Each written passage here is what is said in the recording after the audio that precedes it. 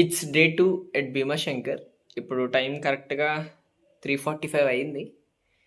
Ready అయిపోయాము. 4:00కి cab వాడు వస్తా అన్నాడు.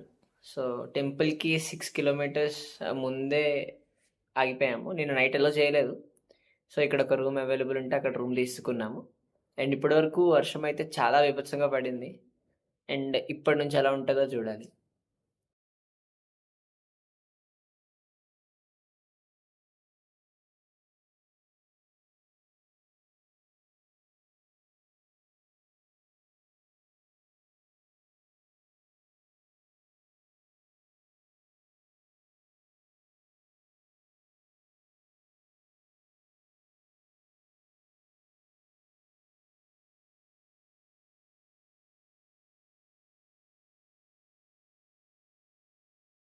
కరెక్ట్గా ఇప్పుడు టైం 5:30 అయింది.